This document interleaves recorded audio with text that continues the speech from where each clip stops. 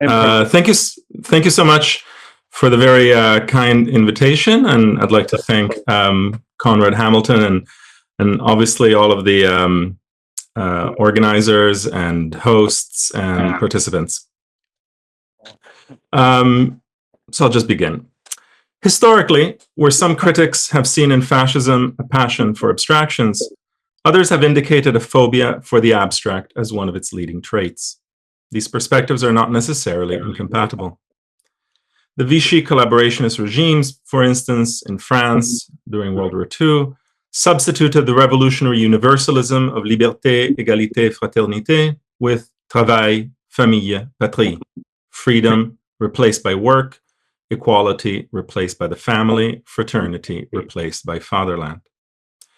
As the French philosopher Alain Badiou observed, I quote, "Fascisms invariably replaced the subjective universality of truth procedures, political invention, artistic creation, and so on, which they detested, with the designation of great referential collectives, the nation, the race, the West." The same abstract idea of freedom can be stripped of its subjective universality and ascribed to one of these collectives, German freedom, for instance, or stripped of any of its emancipatory content, as in freedom to obey.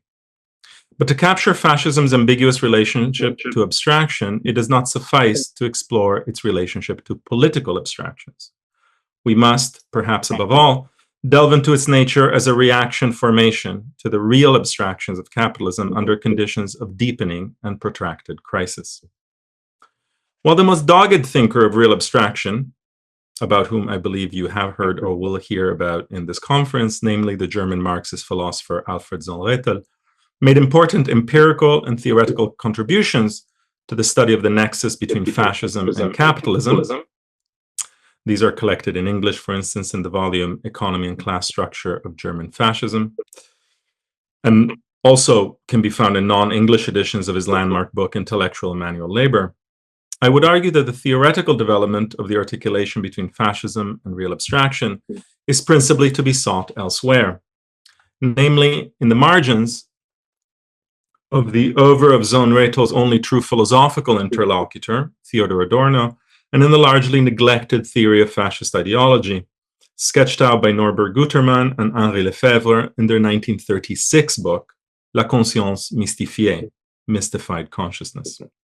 I will briefly touch on Adorno before moving on to Gutman and Lefebvre, to be followed by a short conclusion on the question of liberalism. In view of thinking through the threads linking the fascist problematic to the question of real abstraction, it is particularly worthy of note that the period in which Adorno's engagement with Sohn-Rethel's ideas was most intense was also that of his own study of the phenomenology of Edmund Husserl. This culminated in the book Against Epistemology, drafted in 1934 to 37 during his English exile and originally intended for a doctorate at Oxford. This was also the time of Adorno's writings on the fetish character of music and his famous or infamous writings on jazz. In the Husserl book, Adorno drew on Sohn-Rethel's insights to formulate his argument about the reification of logic as a self-alienation of thought. Sorry, I was just distracted by the fact that the transcript gave Adorno as McDonald's, which was quite ironic, but in any case. For Adorno, the neglect of the changing content of the objects of thought is the abstraction that serves as the presupposition of all logic. This is what Adorno argues in Against Epistemology, I quote, "Logic takes its cue from the form of commodities whose identity consists in the equivalence of exchange values. By the same token, however, it also looks to a societal relation unperceptive about itself, false consciousness, the subject. Logical absolutism," Adorno continues, "is two things. It is reflection in the subject of reification, which is performed by the subject, which itself ultimately becomes a thing. It is also the attempt to break the spell of universal subjectivization and intercept, by means of something straightforwardly irreducible, a subject which, for all its power, suspects itself of arbitrariness, if not impotence." It is interesting to note here that for Adorno, while taking from Sohn-Rethel the notion of a projection of the commodity form onto the form of philosophical thought, it is in a sense always concerned, real abstraction is always concerned for Adorno with the moment of the subject's labor. This will also be true of how he reads Hegel as making it possible, via Marx, to see social labor as dispelling what he terms the mystery behind synthetic apperception, or how he will contend that in Kantian philosophy, the world, reality as a whole, is turned into a product, in fact, the product of labor, of effort, revealing, in Adorno's words, the essential antinomy of bourgeois society in general, as the twinned acceleration of subjectivism and reification. As Adorno observes in one of his lectures on Kant's critique of pure reason, because analysis shifts the entire weight of the dynamic character of reality onto the side of the subject, our world becomes increasingly the product of labor. We might say it becomes congealed labor. We might hear talk of the commodity character of the world, whose rigidity and inflexibility keeps increasing thanks to this process. The matrix of this commodity analysis of Kantian philosophy bears strong analogies with the remarks on stereotypy and personification in the collective book, The Authoritarian Personality, which Adorno co-authored with a number of American psychologists in the post-war period. It also resonates with the way in which the Marxian theory of commodity fetishism is refunctioned to grasp what Adorno calls the fetish character of contemporary music and the regression of listening in his famous 1938 essay. Now, Zonreto's own comments on Adorno's philosophical and musical work of this period in their correspondence are also of interest to our purposes.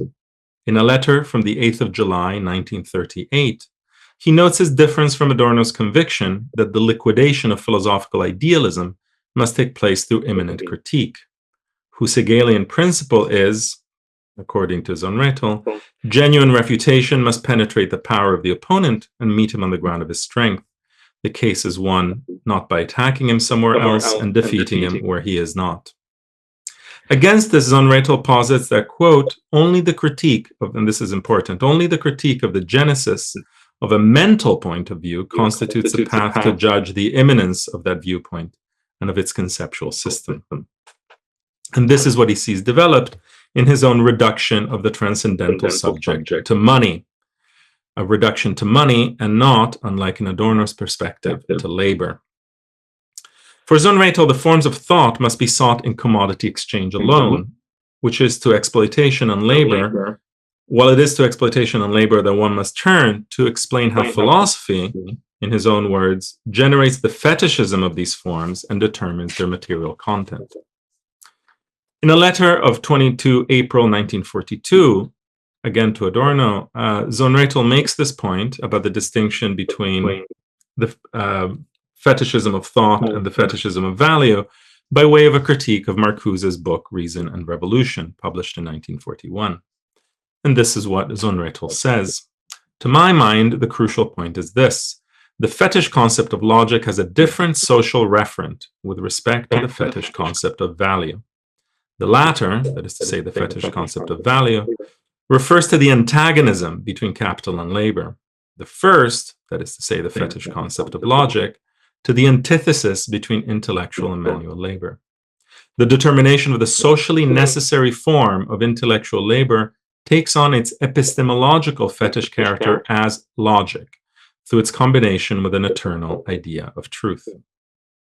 As I've tried briefly to show, or at least to suggest, the traces of the problematic of real abstraction articulated by Zonreto from the late 1920s onwards can be discerned in Adorno's own efforts to theorize both the actuality of and the potentials for fascism. In the same period, a hitherto largely overlooked elaboration of a Marxist theory of the reality of abstraction developed out of a militant and theoretical commitment to anti-fascism, namely in Norbert Gutman and Henri Lefebvre's 1934 book, La Conscience Mystifiée, the first part of what was supposed to be a multi-part volume on the theory of ideology that never materialized. Gutman and Lefebvre's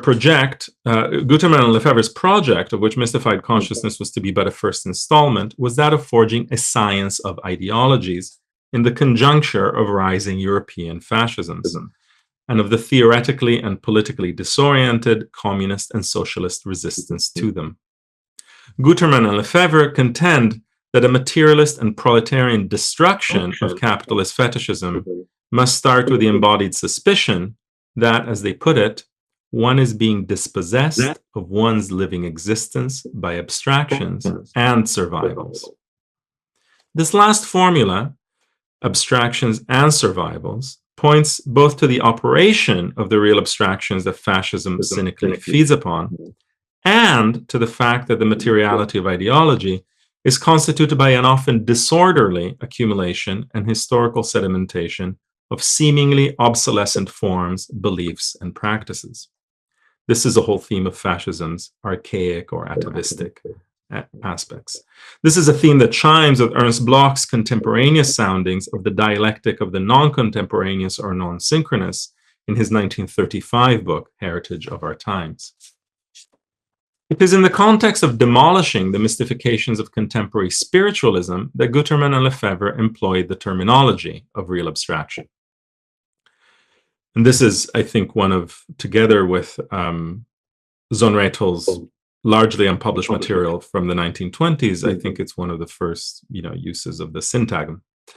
As they write, I quote, "The currently declaimed primacy of the spirit means merely the submission to capitalism's myths and weird real abstractions, étranges abstractions réelles. This is direct complicity with the vast lie which results in fascism." As in Zonrettel's grounding intuition about the identity between the commodity form and thought form, these real abstractions are to be chased down and back to the simple spatio-temporal praxis that gives rise to them. Though Gutman and Lefebvre's formulation is more poetic than analytical, the resonances with the writings of the author of intellectual and manual labor are evident. They write, "The bloody themes are born of their own accord in our eyes, our mouths, our hands. We must resist the vertigo. The cycle of mystifications is complete, but it is born always and forever from these simple gestures: selling, buying, counting money, reading, thinking. According to La Conscience Mystifiée, in modern human beings, we come up against, as they put it, a prodigious heaping up of abstractions, notions, myths. In effect, our current consciousness is made up of all the experiences and all the interpretations that have appeared in human history, piled up and tangled without order. Everything can be found here, and not as moments in a totality, but as isolated elements in conflict with the rest of our consciousness. All the successive formations persist within us without being overcome in chaos." End of quote. Spirit, that favorite leitmotif of conservative revolutionists and fascists alike, is the false, superficial, abstract reconciliation of this otherwise incoherent heterogeneity. As they write, the modern metaphysics of spirit only expresses the mystery of capital, the only foundation of all the mysteries of this society. And fascism, we might add more explicitly, is the reactionary use of sediments in a social atmosphere of capitalist crisis, conditioned by real abstraction and its shearing contradictions. We may also note here that the survivals of which mystified consciousness speaks consist of earlier layers of abstraction in a kind of geology of false consciousness that exerts a shaping pressure on present praxis. Anticipating Adorno's subsequent understanding of the potentially fascist nature of coping mechanisms and orienting instruments under capitalist conditions, fascism, as understood by Gutman and Lefebvre, institutes a kind of fixity or rigidity to quieten the anxiety of those living the mental vertigo that arises from the destructive, decadent encounter between accumulated abstractions and abstract financial capital, in a phase when all social and political confidence, any legitimation, or any deep hegemony has collapsed. Accordingly, a critical, which is to say a destructive analysis of fascism, can't rest content with tackling reification. It must take aim at the mobile and morbid nexus between the accumulated abstraction that is spirit, what they pointedly term a parasite of flesh and action, and the contemporary abstraction of parasitic financial capitalism, with its train of inflation, speculation, advertising, and confidence or trust. Writing in the wake of the Great Crash, social abstraction appears as a kind of unstable, unreal reality, as they put it. But this abstraction is also real in the sense of materially embedded. Financial capital, Gutman and Lefebvre write, I quote, never manages to become independent and to separate itself from the capitalist form of production. Abstraction, yes, but one which presupposes an immense material system and apparatus, an abstraction that cannot displace itself above and beyond the rest of the world, opposed as concrete, but which intervenes and modifies and concretizes itself in acts. Social relations have been seized by this strange mythology of capital. Capital sweeps men away in this frightening machinery. It is a phantom with limbs of steel. End of quote. Particularly striking here, not least given the affinities between the debate on real abstraction and a kind of post-structuralist fascination with the analogies, isomorphies, and short circuits between monetary and signifying economies, is the way that Gutman and Lefebvre approach the problem of financial capitalism and its violence. They ask, I quote, what then is finance capital, this master more absolute than ancient despots, which appears as a supreme reality? Their answer, it is nothing but a network of abstract signs, of writing games, but an entire economic and social machine, a whole enormous apparatus of violence sustain this abstraction. It is thus at once abstract and terribly concrete. Marx's own insights into how money becomes the only real community in the Grundrisse are also echoed when Gutman and Lefebvre write that, I quote, social power is anonymous, abstract, faceless, sans figure, because it is the power of money. As with Adorno and the authoritarian personality, the explanation of the apotropaic attraction of fascist ideology, its ability to ward off danger, centers on how the psychological burden of systemic opacity is displaced, plugged up by the fascist solution. At a time such as the 1930s, but perhaps also such as our own, when social life has never been so obscure. This is what they remark. The world is strange indeed, brutal, implacable by its system and its violence, and yet ungraspable, fleeting, abstract. One feels around oneself brute forces, destinies of a crushing rigidity, and yet the impression of unreality dominates everything. Where are beings? Who are they? What enormous human unreality around and within us? Because there is no longer anything but an inexpressible dust of humanity fallen and scattered into multiple and multiform contradictions. The real and illusion are horribly amalgamated. Capital appears as a reality or as a mirage. It absorbs reality, dilapidates it, being nothing itself, but at the same time, it imposes itself brutally as a reality. It inhabits the consciousness of social and human reality and the consciousness of the illusion it enables. End of quote. The critique of everyday life, which Lefebvre would come to be known in the post-war period, finds its sustenance from the critique of real abstraction demanded by the interwar surge of fascism. The ideological fight against fascism cannot be simply and perhaps not even primarily a fight against fascist ideology. This is because, as Gutman and Lefebvre note, mystification cannot be the work of ideologues. They embroider on themes born in everyday life. The original mystification then takes place in the act of exchange, which is neither barter, speculation, nor ritual, but, as they put it, the constitution of new social relations, the entry onto the stage of a complex social process. By doubling or alienating itself in exchange value, they continue, the object becomes the quantitative fragment of an abstraction. Homogeneous labor, social average labor. There operates through the fact of exchange a general average, a confrontation between all labors, and neutralizes them into an abstract, quantitative, homogeneous substance, the only way of making commensurable and comparable quantitative labors. End of quote.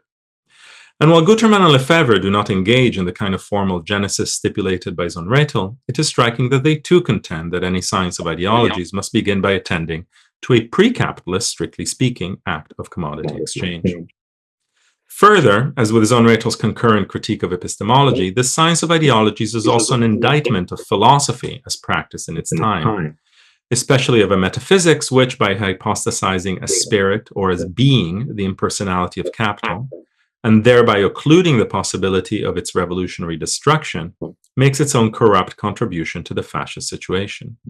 As they note, by impersonalizing alienation, metaphysicians make it conform more closely to the commodity fetishism, more commercial and more manipulable, more acceptable and less painful. The dual analysis in terms of abstraction and survivals comes to invest philosophy itself, wonderfully depicted in Mystified Consciousness as akin to one of those billionaires' castles built out of the fragments of old cathedrals. By refusing to subject to practical critique its own anachronistic amalgams, spiritual or metaphysical philosophy stands in the way of a revolution which, understood as the realization of spirit, involves the deployment and ordering of the geologically displaced and piled up strata of capitalist society. This, as in Ernst Bloch, means that no nostalgia for bourgeois reason is possible. As they note, this abstraction was already a ruse, a fog in which the germ of the new world wrapped itself up to protect itself. Later, the bourgeoisie would use the same weapon, abstraction, against the new class rising in its turn, the proletariat. Unlike in Zonreto's identification of the commodity form and the thought form, what Gutman and Lefebvre are after in sketching out the science of ideology capable of confronting fascism's own ideological work, which is to say its marshalling of libidinal and utopian energies from multiple pasts and uneven temporalities, is a way of thinking together the real abstractions and the accumulated survivals, money and myth, which of course also means money as myth.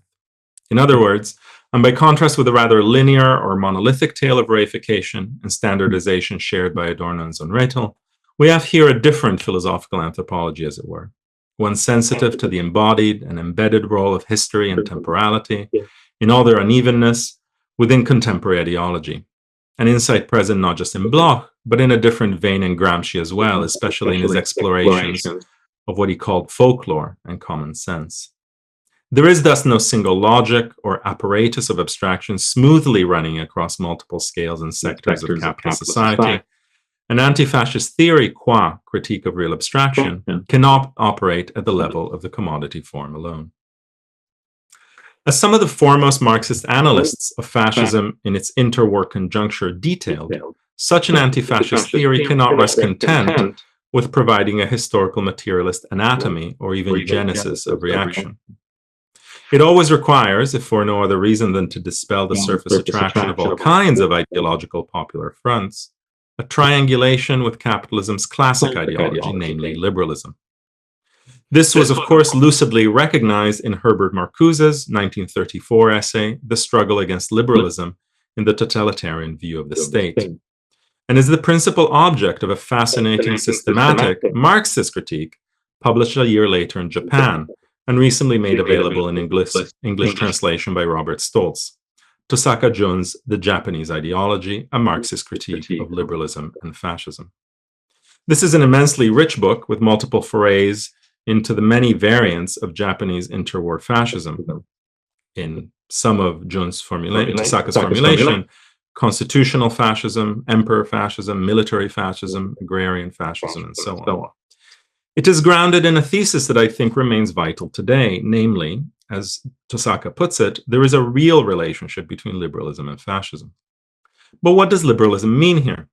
For Tosaka, in a late developing, incipient monopoly capitalism, which were functions feudal remnants like that of Japan, but also in a broader global conjuncture of crisis, both the economic liberalism that accompanied industrial capitalism's ascendance in the 18th century and the political liberalism that stabilized its state form have both largely become simulacra, making room for myriad and often incoherent varieties of what he calls cultural liberalism that can coexist more or less happily with fascism, especially if the latter takes on constitutional guises.